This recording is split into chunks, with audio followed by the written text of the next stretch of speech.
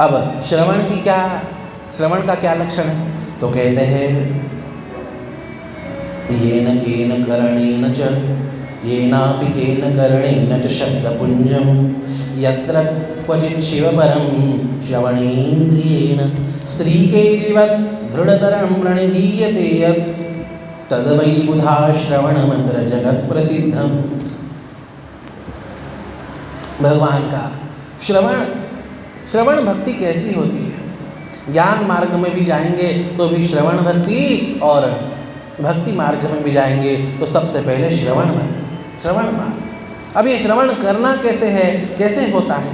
तो कहते हैं अरे एकाध कान में शब्द पड़ जाए तो पागल की तरह वहाँ दौड़ा चला जाता है ना। ऐसे कई हमने भगत देखे, भोले का नाम सुना, कोई गाना चल रहा था, भले ही वो फिल्मी लय पे वो गाना हो, शिव जी का नाम आ रहा है तो वहाँ जाके सुनते कौन सा गीत हो रहा है।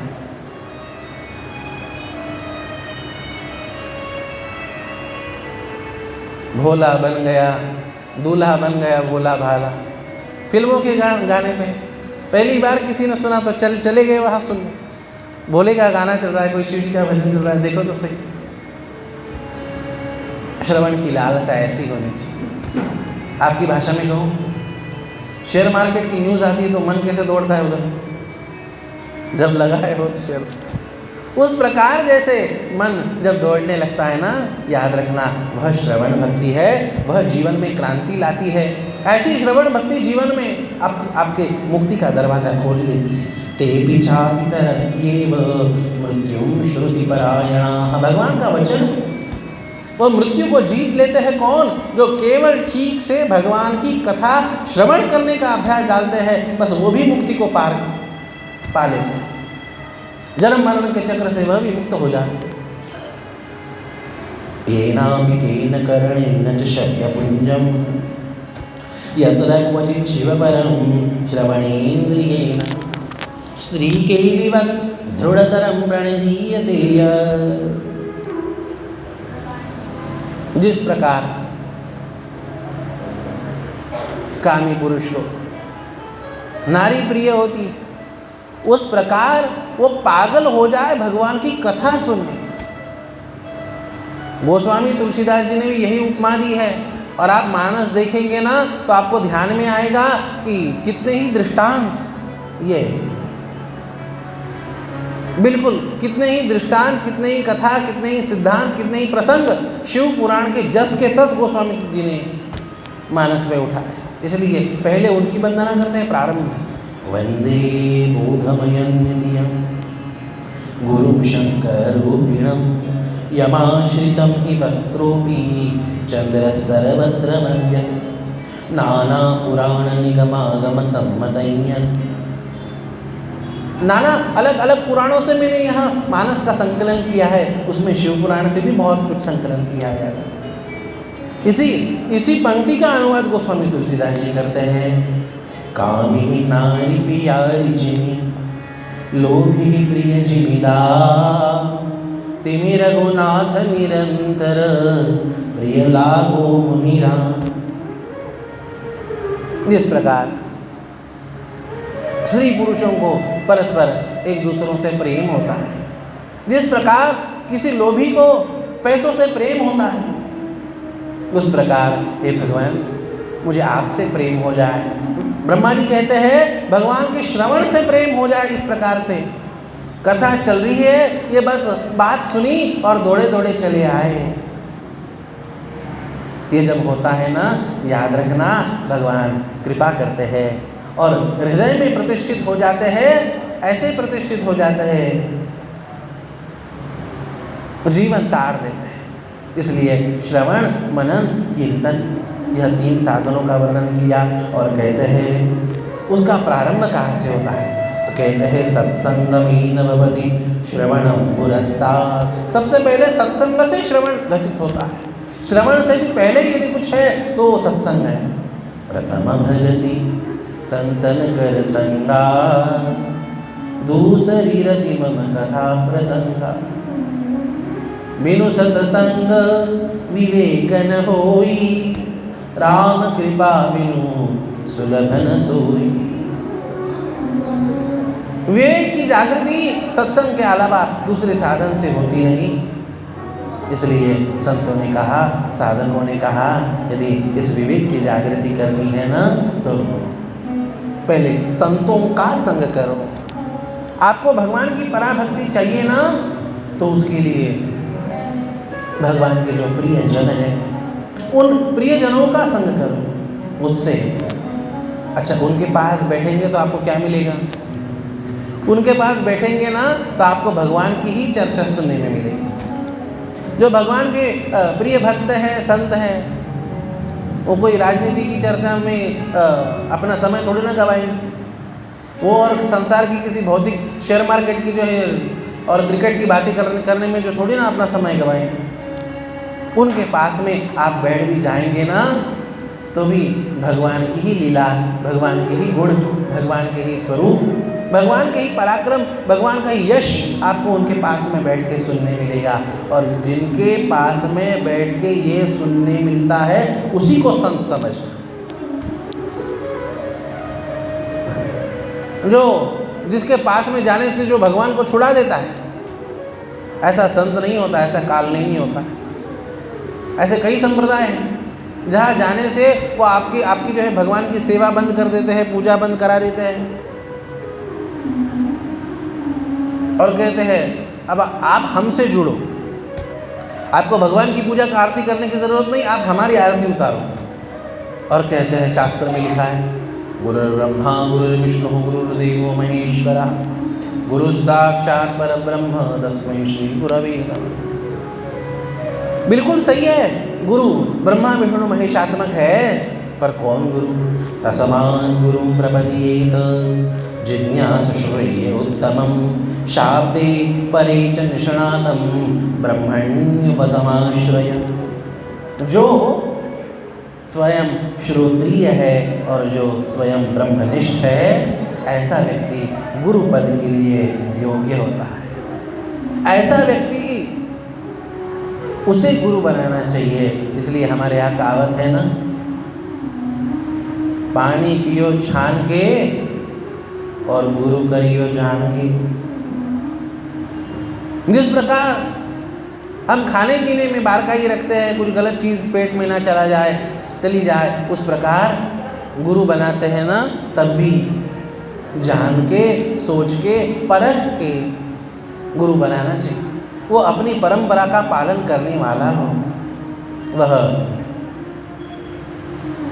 अपने देवताओं में, भगवान में, अपने शास्त्रों में निष्ठा रख के तदनुसार आचरण करने वाला हो। 2 कसौटियाँ बताई बस गुरुत्व की मुख्य, और तो कई कसौटियाँ है, शिव पुराण में उसका भी लक्षण भी आया है।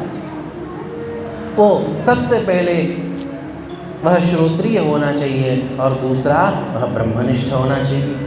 अब श्रोत्रिय का क्या मतलब है?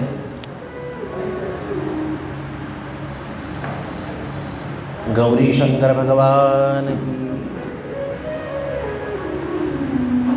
बस बेनती है, आवाज़ ना हो, कुछ बात करनी भी हो तो आराम से धीमे से कीजिए।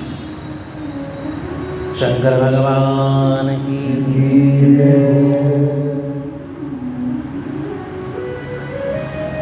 गुरु जो गुणान रुंध इति प्रोक्तः, गुरु शब्दों में 2 अक्षर है। तो प्रसिद्ध तो यह व्याख्या है कि गुकारस्त्वन्धकारस्या ऋकारस्तन्निरोधकः अंधकार निरोधितवा गुरुरित्यभिधीयते। गु अर्थात अंधकार और रु अर्थात उसका रोधन करने वाला, जीवन के अज्ञान का रोधन करने वाला, जीवन का अज्ञान रोक देने वाला, उसके साधन में लगाने वाला यह गुरु होता है। प्रसिद्ध व्याख्या अज्ञानतिमिरान्धस्य ज्ञानाञ्जनशलाकया चक्षुरुन्मीलितं येन तस्मै श्रीगुरवे नमः। जो ज्ञान का अंजन हमारे अज्ञान रूपी आँखों में लगा के जो आँखें खोल लेता है, जिस आँखें खुलने के बाद जित देखो तित श्याममयी, सर्वत्र भगवान दिखाई देते हैं। ऐसी स्थिति आती है ना, ऐसी स्थिति जो ला देता है, ऐसी स्थिति का साधन जो दिलाता है, उसे गुरु कहते हैं। ये तो प्रसिद्ध व्याख्या है शिव पुराण में, और उससे अगली व्याख्या बताइए। गुणान रुद्ध इति प्रोक्तः, शिव पुराण में गु शब्द का अर्थ गुण करते हैं। सत्व, रज और तम, ये जो 3 गुण है, जिस 3 गुणों से प्रकृति संचलित होती है, तो कहते हैं इन 3 गुणों के परे जो ले जाए उसे गुरु कहते हैं। 3 गुणों को जो रगड़ दे और चतुर्थ तुरीय उसे परात्पर स्थिति में आपको पहुंचा दे, जिसे भगवान कहते हैं त्रैगुण्य विषया वेदा निस्त्रैगुण्यो भवार्जुन निर्द्वंद्वो नित्य सतवस्थो निर्योगक्षेम आत्मवान्। सत्व रज तम, इनके परे जाके गुणातीत अवस्था, भगवान ने गुणातीत के लक्षण बताए ना, गुणातीतस्य उच्यते। ऐसे द्वंद्वों से परे उस स्थिति में जो पहुंचा है, उसके साधन में जो लगा है, शिव पुराण कहती है वह गुरु है। उसका सत्संग करना चाहिए, और उनके ऐसे साधु संतों के पास बैठने से भगवान का श्रवण होता है। फिर सत्संगमेन भवति श्रवणं पुरस्तात् संकीर्तनं पशुपते रथदृढं स्यात्। अच्छा, साधु संतों के संगति में जाके भगवान का श्रवण पुष्ट होता है, और अपना जो भजन संकीर्तन है, अपनी जो उपासना है, वो परिपुष्ट हो जाती है। किसी संत के पास में जाके यदि आपकी उपासना पुष्ट हो रही हो, तो ही समझना कि हम सही व्यक्ति के पास हैं। यदि किसी व्यक्ति के पास जाके कुछ दिनों बाद यदि हमारे मन बुद्धि में नास्तिकता फैल रही हो, अरे इसमें क्या रखा है, उसमें क्या रखा है, भगवान की पूजा में क्या रखा है, यज्ञ में क्यों घी बर्बाद करना है, और अभिषेक में क्यों घी बर्बाद करना है, और अर्चन में क्यों द्रव्य बर्बाद करना है, और दान पुण्य करने में क्यों पैसा बर्बाद, यदि ऐसी नास्तिकता यदि आपके जीवन में यदि आती हो, तो समझ लेना आप सत्संग नहीं कुसंग हो रहा है। और कितना प्रैक्टिकल हमारा शास्त्र है। इस प्रकार से यदि गलत गुरु गलती से यदि हो भी गया, शंकर भगवान कहते हैं, गुरु गीता में कहते हैं, याद रखना, यहाँ से एक एक जो बात बोलेंगे ना, हर बात का हम प्रमाण देंगे। कोई बात अप्रमाणिक नहीं बोलेंगे, कोई बात शास्त्रों के बाहर की नहीं बोलेंगे।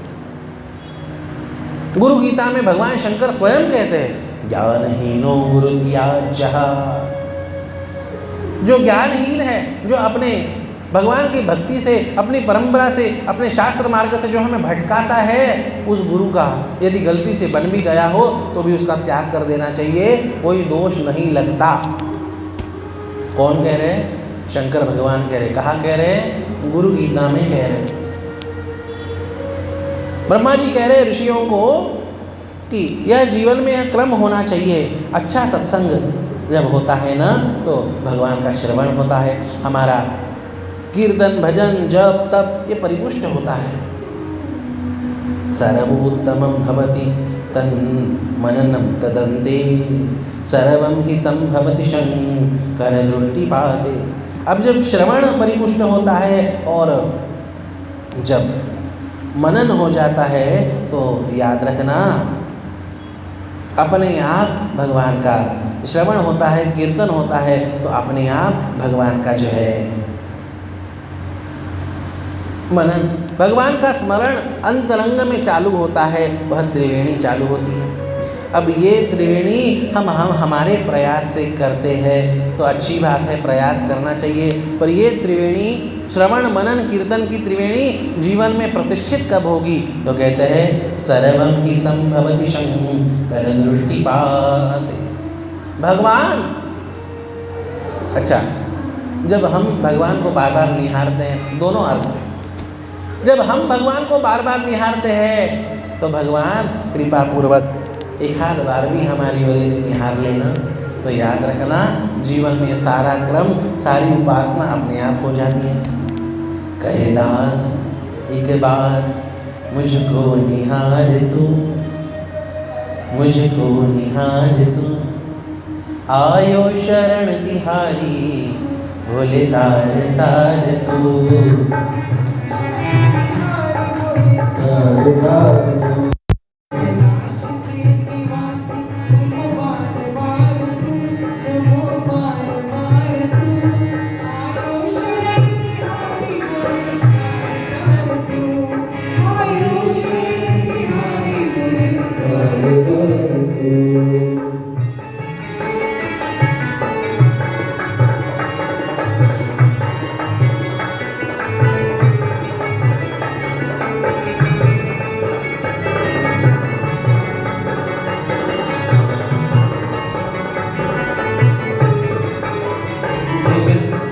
तुम्हारी कृपा बिना इस संसार में कुछ नहीं होता ना।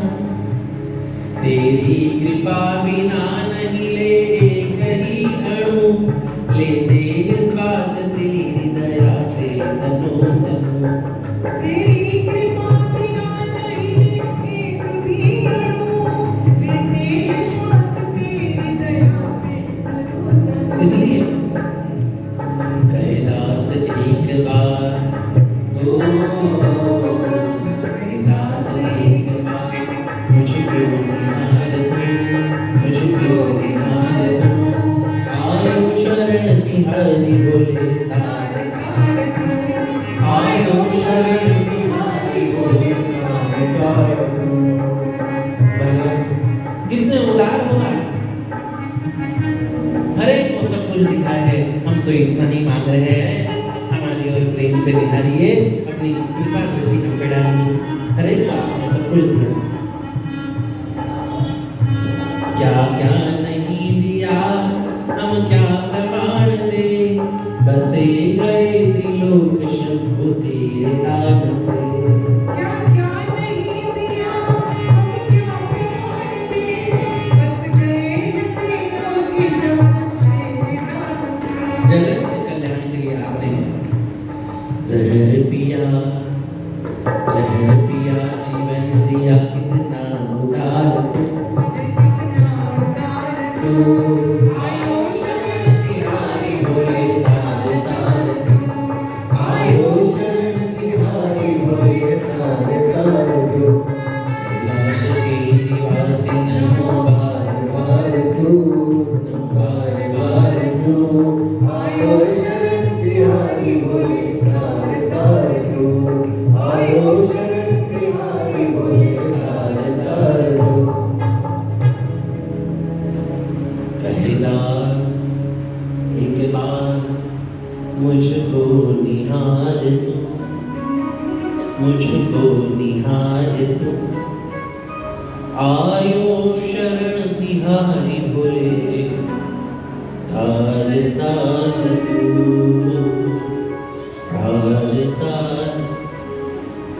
भगवान एक बार अपनी करुणामयी दृष्टि से हमारी ओर देख के हमें न्याय दिए। भगवान, अरे हम बार बार देखें ना, तो भगवान एक बार भी देख ले। अब कोई कहता है शंकर जी तो हमेशा समाधि में होते,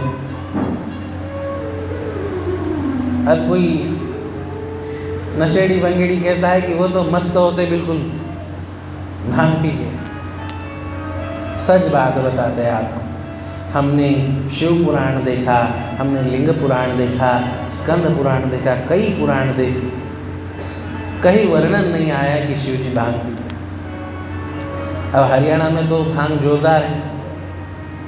अब शिव जी को तो पसंद है ऐसा शास्त्रों में तो नहीं लिखा, पर अब जिन्हें पीनी है वो भगवान के नाम पे जो है खपा देते हैं। अरे किन्हीं गीतों में गानों में ऐसा लिखा हुआ भी हो तो भी वो प्रमाण थोड़ी ना होता है। जब तक मूल शास्त्र में उसका प्रमाण न मिले तो वो कोई प्रमाण थोड़ी ना होता है। धतूरे का फूल इत्यादि चढ़ता है, इतनी बात है, उसका भी विशेष कारण है।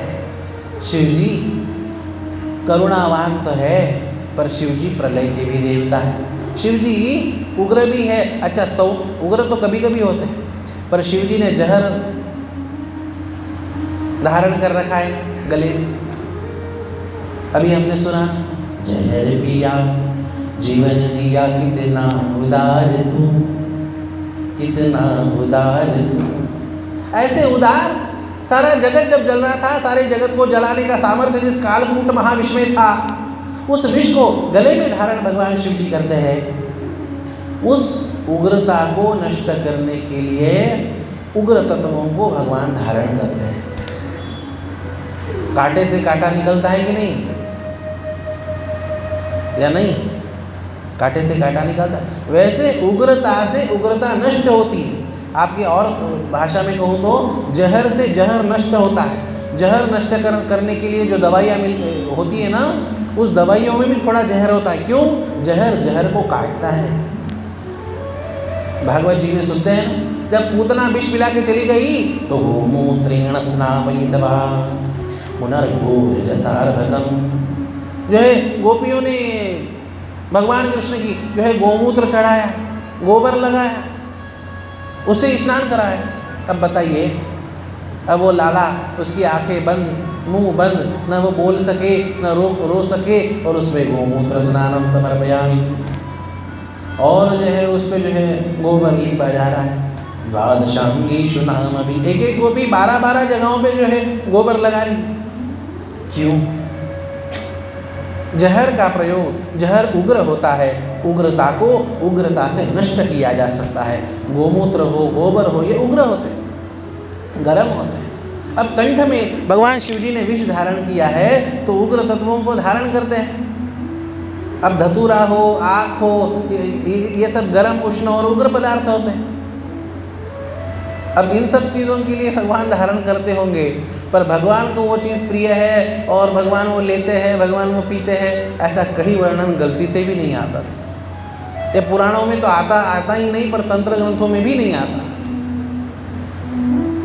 पता नहीं कहाँ से, अब जिन्हें पीनी हो वो कहीं से जो है मोहर लगवाने के लिए भगवान का नाम ले लेते हैं।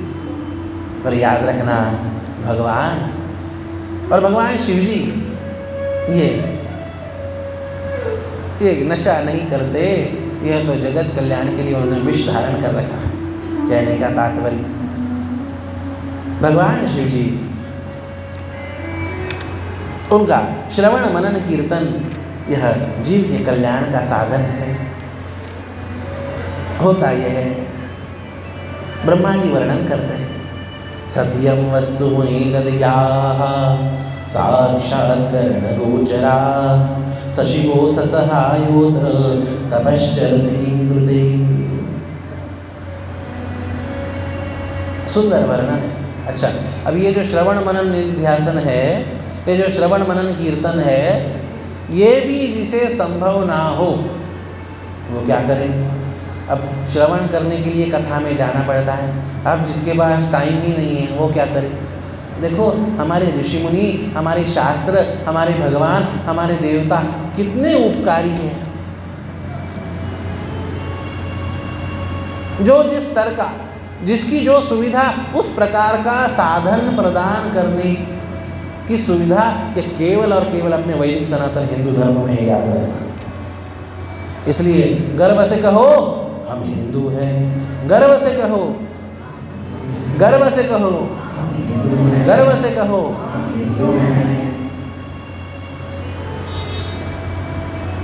बाकी दूसरी परंपराओं में आपको जचे चाहे ना जचे, आपको एक ही साधन को मानना पड़ेगा, आपको उनके एक ही देवता को मानना पड़ेगा, और यदि नहीं माने तो सर तन से जुदा।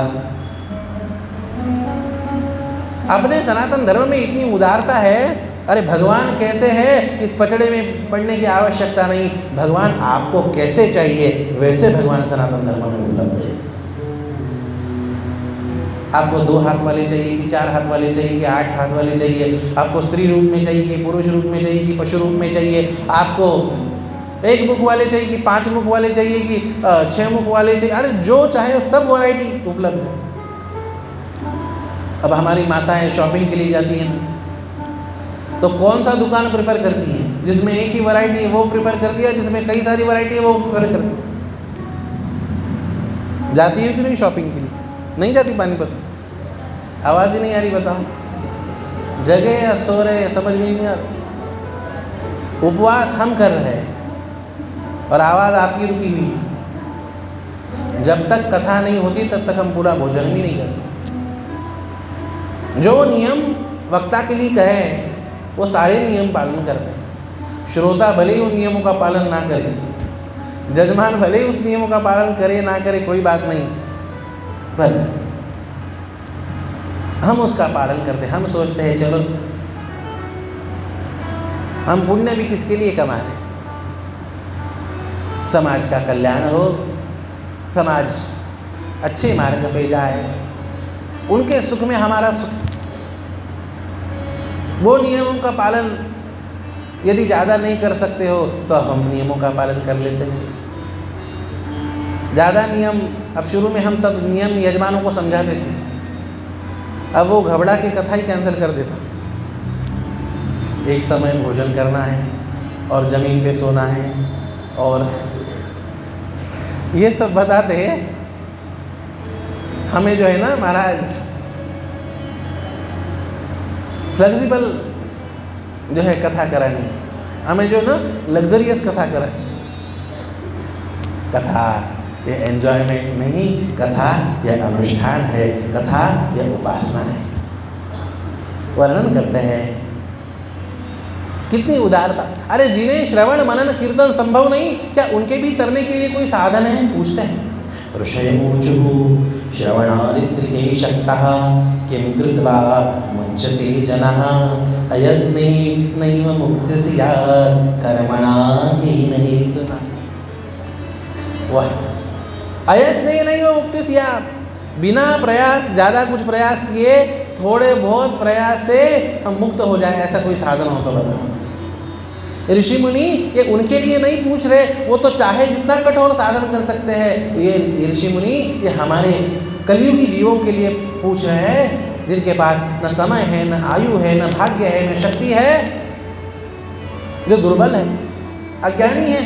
ऐसे हम आप जीवों के लिए ऋषि मुनि कृपा पूर्वक यह पूछ रहे हैं कि जो श्रवण मनन कीर्तन भी नहीं कर सकता, उसकी मुक्ति का क्या साधन। वर्णन करते हैं। सूत उवाच श्रवणादित्रिके शक्तो लिंगं वीरञ्च शाङ्करं संस्थाप्य नित्यमभियर्च तरेत् संसार सागर।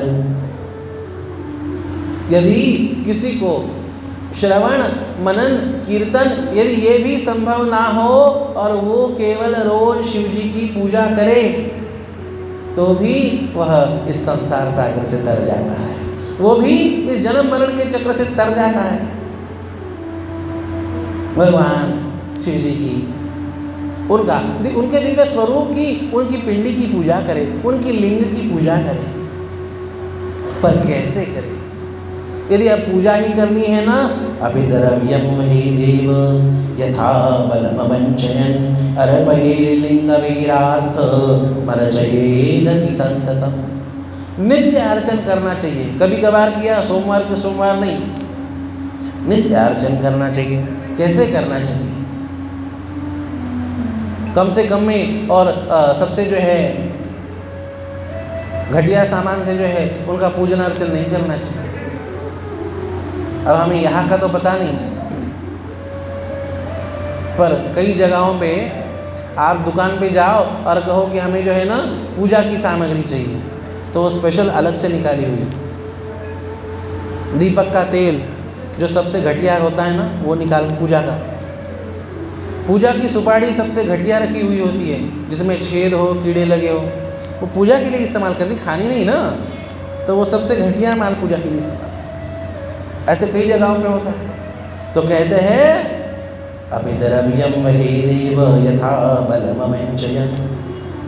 कंजूसी त्याग के भगवान की पूजा करनी चाहिए। यदि आपके पास कुछ नहीं है तो भगवान को भी अपेक्षा नहीं है, पर यदि भगवान का दिया हुआ आपके पास कुछ है, आपको अपने शक्ति अनुसार, अपने सामर्थ्य अनुसार भगवान की पूजा करनी चाहिए।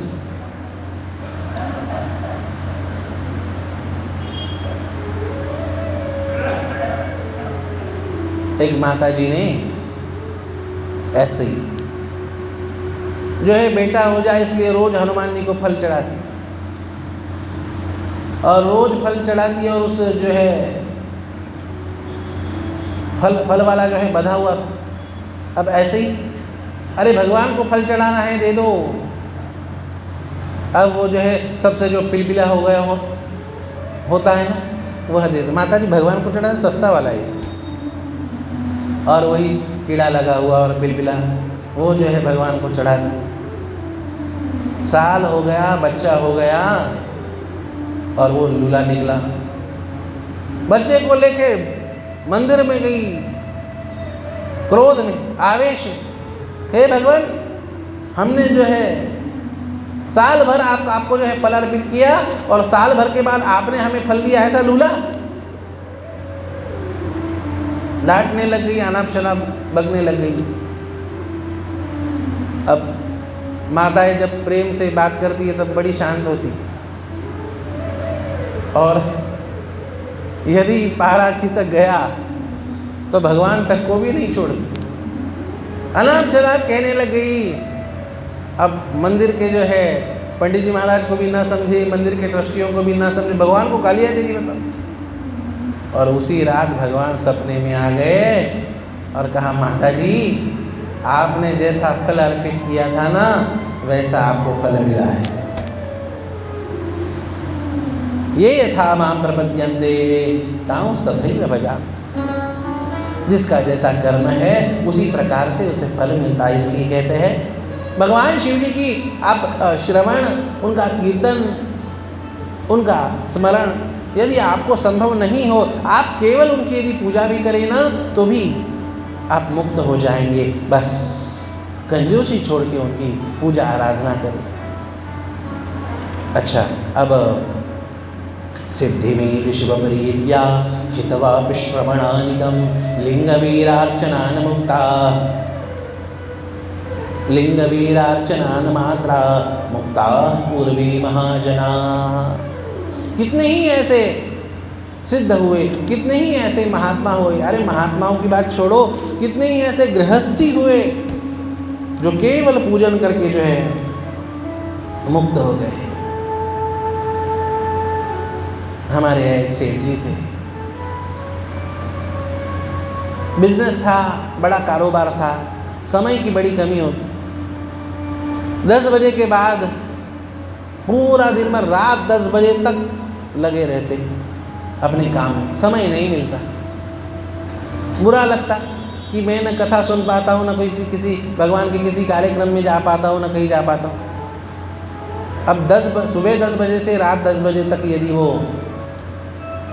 बिजनेस में है, कारोबार में है, तो कब कथा सुनेंगे बेचारे। अब सुबह 7 से 10 तो कोई कथा होती नहीं आजकल, आज अब कोई रख ले तो अलग बात। सुबह 7 से 10, हाँ शाम को 7 से 10 होगी,